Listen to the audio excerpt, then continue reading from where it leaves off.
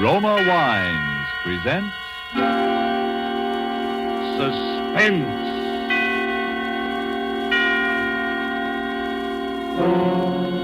Roma Wines, made in California for enjoyment throughout the world. Salud.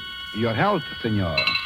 Roma Wines toast the world. The wine for your table is Roma Wine, made in California for enjoyment throughout the world. The Roma Wine Company of Fresno, California welcomes you again to this weekly half hour of Suspense. Tonight from Hollywood, Roma Wines bring you as stars Miss Lupino, currently being seen in Warner Brothers In Our Time, and Mr. Vincent Price of 20th Century Fox, soon to be seen in the Darrell F. Zanuck production Wilson. For the appearance of these two distinguished screen personalities, Lucille Fletcher has written a suspense play that deals with brooding anxiety and sharpening suspicion, played against the severe and forbidding background of the late Victorian era. And so with Fugue in C Minor, and with the performances of Ida Lupino and Vincent Price, we again hope to keep you in suspense.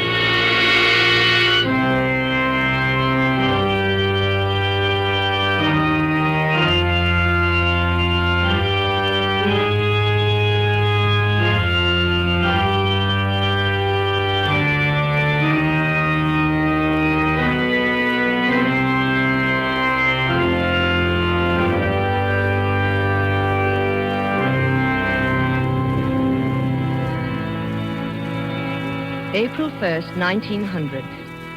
Dear Bessie, this is just to let you know that I arrived in Pilotsville. Lizzie met me at the station.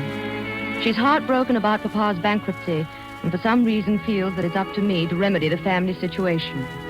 I told her I'd been offered a job, but she swept away that idea in horror. A girl with your looks, Amanda Peabody, doesn't have to get a job. There are too many rich husbands floating around for that. Furthermore, she says she has a rich husband already picked out for me right here in Pilotsville. Don't you remember? I told you about him at Christmas time. He's a Mr. Evans, rich as Croesus, charming, cultured, a lonely widower with two dear little children. And besides that, he's just your type, a real intellectual. You should hear him play the pipe organ. And you know, Bessie, I've met so few interesting men lately. And all you'd have to do is lift your little finger.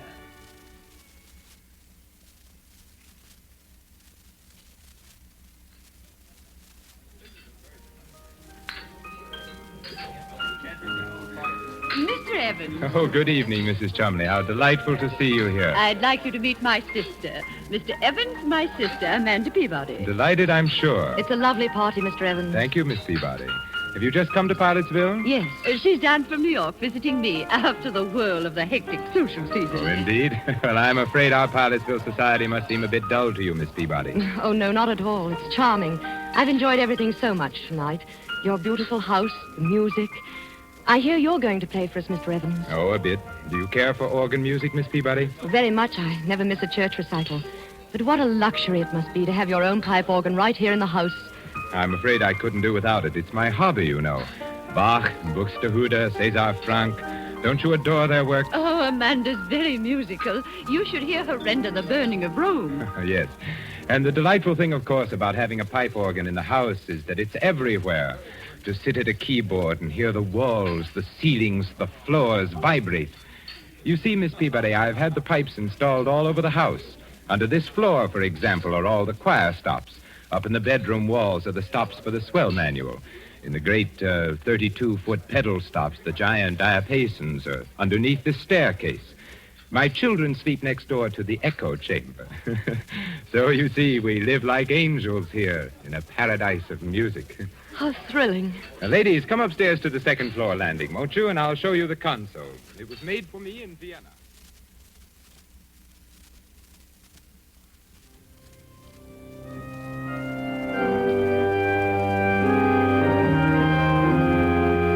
April 7th, 1900. And Bessie, dear, to tell you the truth, I really find him fascinating. I wish you could hear him play. It sweeps you off your feet. There is such wildness to it, and at the same time, such dignity. And to hear the sound all through that marvelous house, rolling through those gorgeous rooms with their beautiful tapestries and potted palms. I could sit and listen to him all night. You have the most amazing eyes, Miss Peabody. What are you thinking about? The music. Oh, please don't stop. It's so beautiful. Well, you seem to be as mad about music as I am. Your sister says you play too. Oh, no, only a little. My appreciation of it is all inside, I'm afraid. That's plenty. If one can't play, it's better just to enjoy the music of others. I can't bear this sentimental drumming, can you? I shouldn't think you would enjoy it. The idiotic tunes people play nowadays. Give me the old stern classics. They have strength and power. Give me something with life to it, something that will flood the whole house with sound.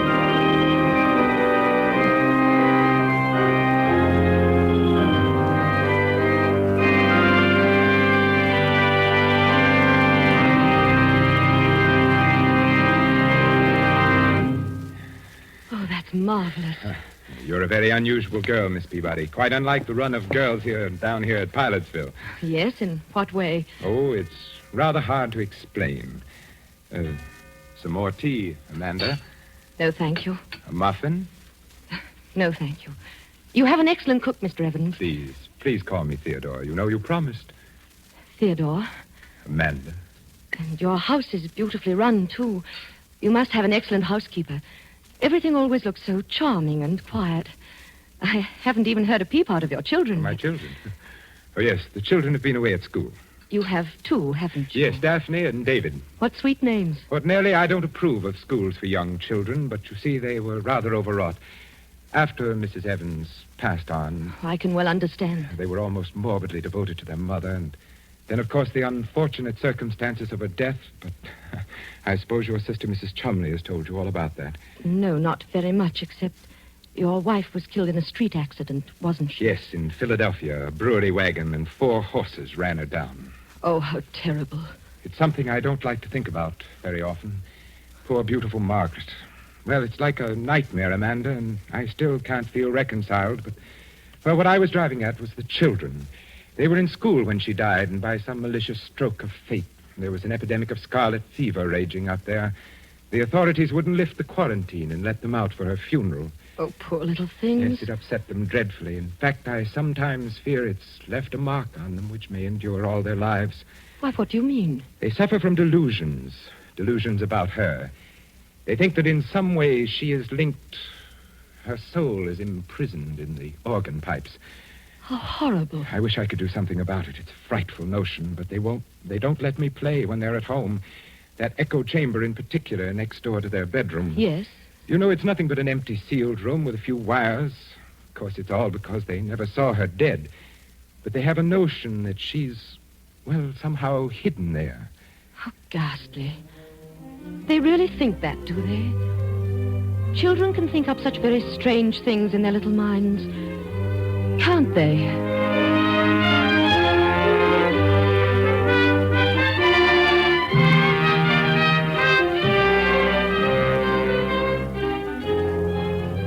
Tonight, for Suspense, Roma Wines are bringing you as stars Miss Ida Lupino and Mr. Vincent Price, whom you have heard in the prologue to Fugue in C Minor.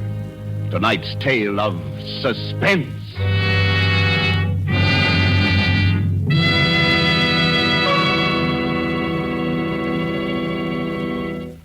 Let us look in on another scene for a moment. A smart dinner party at the internationally famous Hotel de Nacional de Cuba in Havana.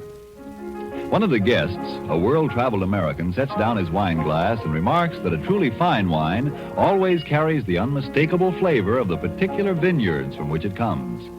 Well, then, laughs his Cuban host, you must be homesick for California right now. For the wine you are enjoying so much is from America, from California. It is Roma wine. Yes, it's true. Our own wonderful vineyard country in California produces in Roma wines that discriminating people in other lands esteem as an imported delicacy. Yet you here at home can enjoy these distinguished Roma wines for mere pennies a glassful. You pay none of the expensive overseas shipping charges and duties. Daily with your meals or when entertaining or any time, you can delight yourself with the wonderful flavor that comes from age-old winemaking traditions perfected by modern quality controls and tests. Yes, only pennies a glassful for a treat you are certain to enjoy. For remember, Roma wines are America's largest selling wines. Roma, made in California for enjoyment throughout the world. And now it is with pleasure that we bring back to our soundstage Ida Lupino as Amanda Peabody and Vincent Price as Theodore Evans in Fugue in C Minor. A tale well calculated to keep you in suspense.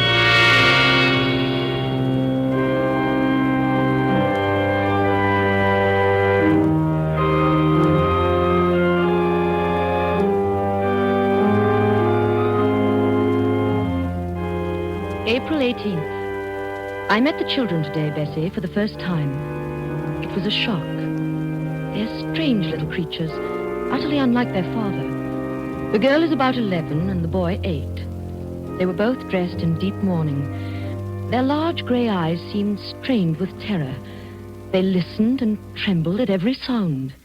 This is Miss Peabody, children. She's a very good friend of mine. Now, I want you both to shake hands with her. Oh, come now, Daphne.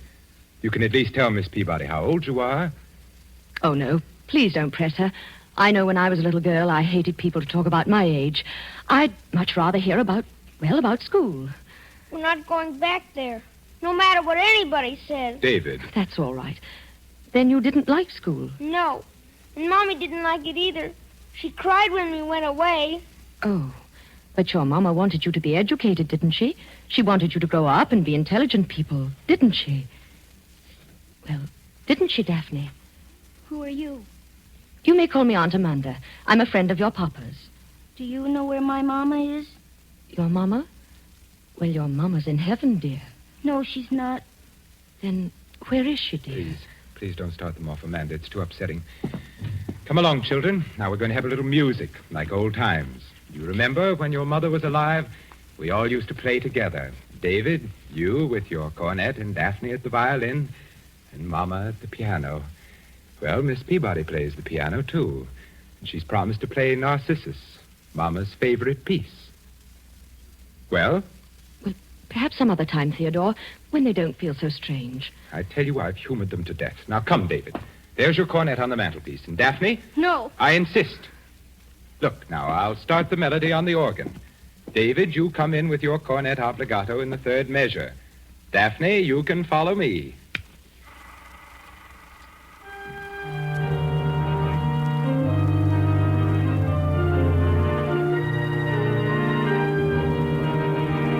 What's that? Come along, children. What's that note? That note making that funny noise. What note? Oh, you mean that? Oh, that's just a cipher. A wire must have stuck somewhere. One of the pipe valves. It's Mama.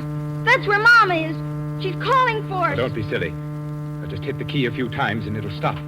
You've heard these ciphers before, haven't you, Miss Peabody? Well, I don't know much about pipe organs. It's a common technical occurrence, but very annoying, of course. What is she doing in there? Why doesn't it stop? That's where she is. She's in the pipe and she can't get out. Daphne, stop that nonsense. Oh, hush, dear. Your Papa will fix it. No, he won't. He can't. She won't let him because he killed her. Daphne, what did you say? Oh, she didn't mean it, I'm sure. The poor little thing's hysterical. We should never have tried to persuade them. Oh, Amanda. Just because they never looked upon her face, because they never saw her lying there in the coffin. Hush, hush. My own children believe that I am a murderer. Theodore, you're making them both As sick. though I who loved their mother so much, who was so devoted for 12 years. Do I look like a murderer, Amanda? Do I? No. There it is again. It's Mama. It's Mama. Shh, dear. I'll take them upstairs for you, Theodore, while you try and fix it.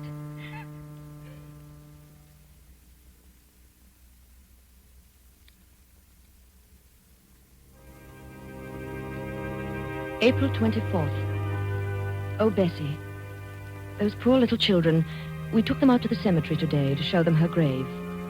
A marble angel guarded it. It was planted with pure white tulips. How final it was and peaceful. And yet they began to tremble again the moment we set foot inside the house. Poor Theodore. The man is nearly out of his mind. What can he do? I keep asking myself that question. She died in Philadelphia, you say? Yes, on May 15th, just a little less than a year ago.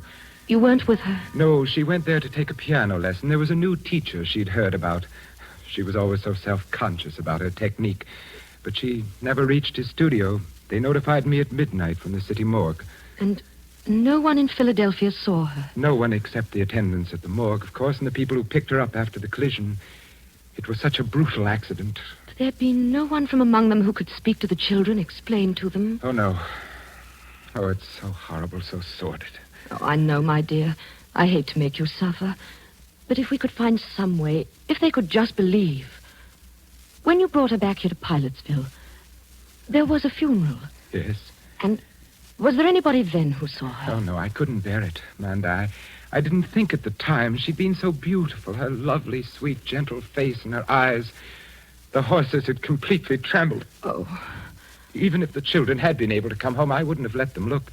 The coffin was sealed when I left Philadelphia. I didn't want to see her again myself. But there was a funeral. People came. There were flowers, an undertaker. Yes? Well, if they could believe that, if there was one witness, perhaps my own sister, Lizzie.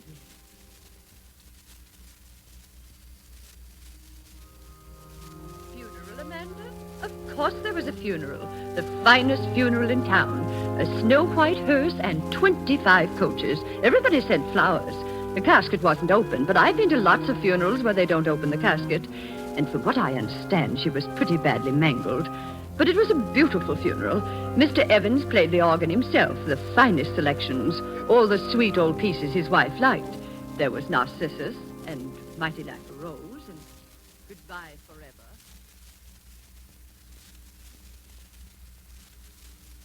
That's the way it was. So you see, David, my sister, Mrs. Chumley, was there. Yes, but how did she know it was Mama? Oh, David. She didn't see Mama, did she? Well, nobody saw your poor Mama, dear. She wouldn't have wanted anyone to see her. Mommy wasn't there. She talks to us every night. She tells us to look for her. Where, dear? In the pipes. But, David, your Mama's dead. She's been dead for nearly a year. Now, you saw her grave out in the cemetery. She's happy and at rest. Why doesn't Papa give us a key? If he'd only let us have it, we could look for her. What key, dear? The keys to the pipes. There's a little door just underneath the stairs. That's where the big pipes are. And inside it's all dark. But there are the tunnels. There's a little room. A little room. Dear. That's where she's hiding. That's where Mommy is. That's where Mommy is. Oh, David, darling, now look, come here. No, I hate you. But why do you hate me? Why don't you let me help you? Because Because what? you like him. Him? Papa, you're going to marry him, aren't you? Yes, you are. Tafina says you are. You're going to marry him. Then he'll send us back to school. There'll be no one left to help Mama. Poor Mama will never be left out. Oh, I hate you. I hate you. David, what are you doing here? David, did you strike Miss Peabody? He's sick, Theodore. I'm sure he's very sick. Now go to your room at once. Oh, those dreadful children. I tell you, Amanda, they'll ruin whatever happiness we might have. Theodore, I love you very much. But I couldn't marry you. Not with that child's cry ringing in my head. We've got to help them. Give them that key. Let them go and look in the room where the pipes are. Then they'll see for themselves that there's no ghost. Key? Who told you about a key to that room? The children. The children? Amanda, I'm going to tell you something. Something I've never told to a living soul. It may frighten you. Yes. Margaret was going mad when she died. Oh. No one knew it but me. It ran in her family. I discovered it long after we were married, after the children were born. Otherwise, I'd never have... And now you think the children? I'm afraid so. It was peopling of sound she had, just like them. A fear of the dead's returning. She used to play... What's that? Sounds like the organ. But the motor isn't on. The console was locked when I left. Someone's trying to play. No one but me can touch that instrument. It's forbidden in this house, and the servants are out. Unless those children... Come upstairs, Amanda.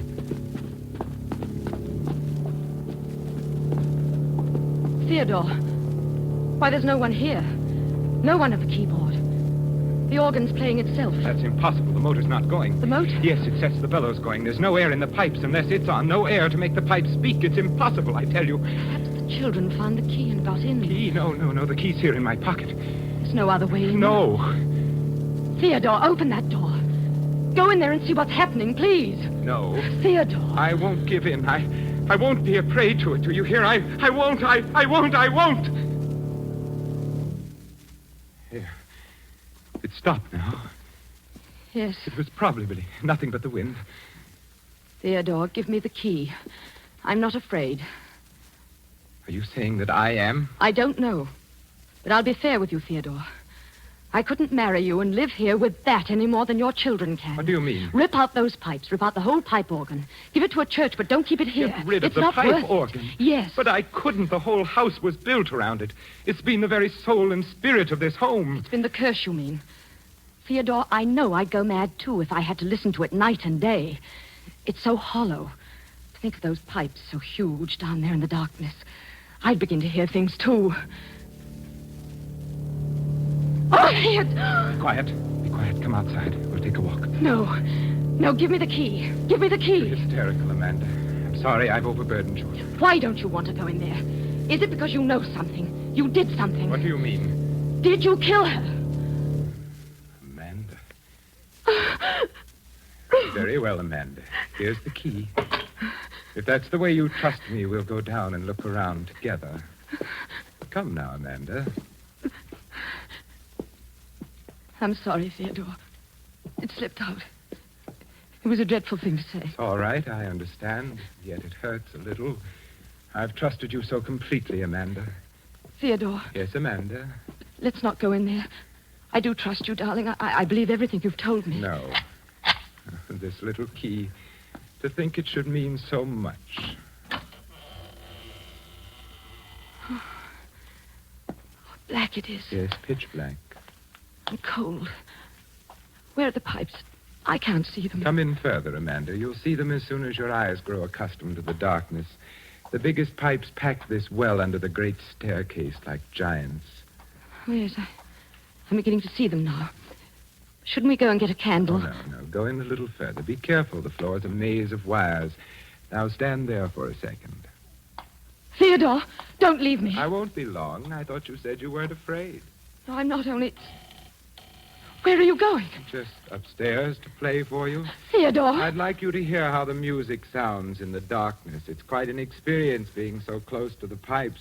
You know, narrow, suffocating, especially when I play the great Passacaglia and Fugue of Bach. Oh, Theodore, please. I don't want to stay Perhaps here. one of the Rheinberger symphonies or the great chorales of César Franck. Margaret, of course, preferred Narcissus. Margaret. You're very gullible, Amanda. Then you did kill her. You killed her in this room. And you're going to kill me. Yes, simple, isn't it? But why? I don't Why? know. One gets tired every now and then of mere music. Sometimes the classics demand competition. A scream, for example. There's something so exciting about pulling out all the stops and drowning out all human sound. Have you ever tried to match your voice, Miss Peabody, against the thunderous voice of Bach? It's most effective. And then when the struggle gets weaker, when the air is almost gone and you choke and gasp for breath, to bring the music down softer, softer. Theodore, you're mad. You're mad. Come, Amanda. Would you deny me that pleasure? No. I Help! promise you the concert Help! won't be too long. It takes about 8 hours before the air gives out. But you know, I could play for days. And don't worry about the children. I think you've convinced them about the ghost. What's that? Theodore. Someone shut the door. It's locked and the key's outside. Who's there? Let me out! Let me out! Theodore. Get away from me. Let me out, do you hear? Let me out! Let me out! I can't breathe! I'm suffocating. It's so dark I can't breathe. Let me out, please! Please! I can't breathe. I can't... No, don't. I can't. Let me out. I can't breathe.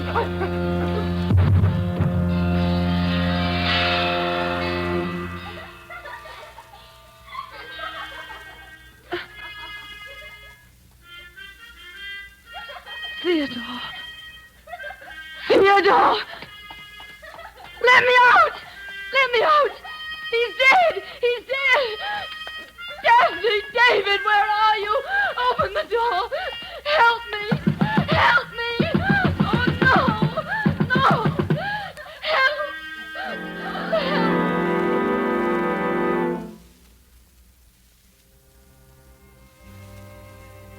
1st, 1900. I shall be coming home in a few days, Bessie. I still can't sleep at night. I still hear that laughter. Still hear that cornet playing its unearthly music. And Theodore Evans once more lies dead at my feet. It was his heart, Bessie. He died of fright. In those few moments, he anticipated the hideous fate he had meted out to so many. And I might have died there if he had not gone so quickly. But the children hated me. They wanted to kill us both. Those terrible, pathetic children. What horrors they must have sensed in that charnel house. There were other women beside his wife. The police found them all buried and stuffed away into unused parts of the pipe organ.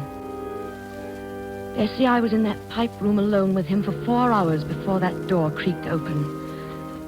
There they stood, and I shall never forget their faces or the things they said. All right, Miss Peabody. You can come out now if you're really sorry. I'm sorry. Are you sure he's quite dead? Yes, he's dead. We were right all the time, weren't we, Miss Peabody? Yes, you were right. Now, will you come and help us find Mama?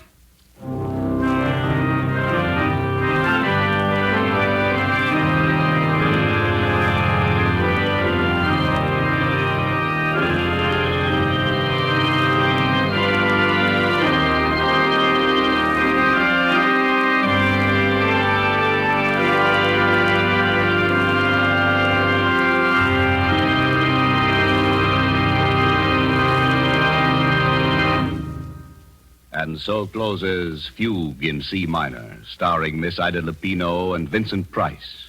Tonight's tale of Suspense. Suspense is produced and directed by William Spear. Of all the rich treasures man gets from the earth and Mother Nature, none has been more highly esteemed than wine, good, delicious wine. And if you are one who does not yet know how much and how delightfully Roma wines add to your meals, well, let me urge you not to miss out any longer on such a treat as this. There's nothing complicated about it. Just get and serve Roma wine with any meal or any time in any kind of glass you wish. Serve it chilled. Try the many different kinds of Roma wine until you find those you like best of all. Try Roma California Sherry with its wonderful nut-like flavor as an appetizer, or ruby red Roma Burgundy, or the deliciously delicate flavored Roma Sauterne. These superb wines cost you only pennies a glassful. And yet, they make even the simplest meal taste like $1 million. Get some today. And if your dealer is temporarily out of Roma, please try again soon. You owe it to yourself to have and regularly enjoy R-O-M-A, Roma Wines, America's largest selling wines. Made in California for enjoyment throughout the world. This is Ida Lupino. Mr. Spear has just been telling me a little about next week's suspense show.